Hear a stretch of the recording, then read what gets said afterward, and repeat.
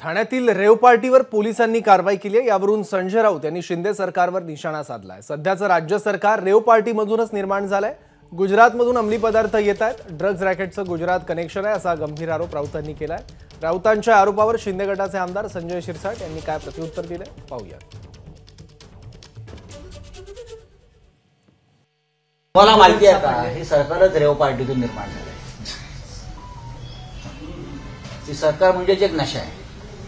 ही सरकारच रेव पार्टीतून निर्माण झालं। कॅबिनेटने रेव पार्टीच आहे ती। पहा ना तुम्ही, पैशातून निर्माण झालेलं सरकार बरं का, हे दुसरं काय असतं त्यांना कळत नाही।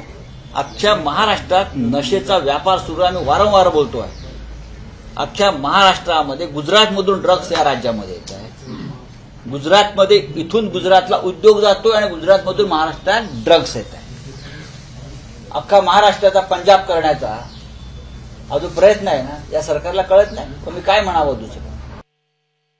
संजय राऊतला संध्याकाळी रेव पार्टीला जाण्यापासून थोडा प्रॉब्लेम झाला असेल म्हणून त्यांनी केलेले वक्तव्य। रेव पार्टी, नाईट लाईफ हे सर्व जे आहेत हे प्रकार कोणी सुरू केले होते हे त्यांना सुद्धा चांगल्या प्रकारे माहिती।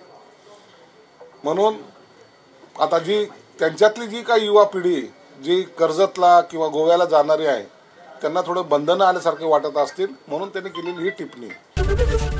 एबीपी माझा, उघडा डोळे बघा नीट।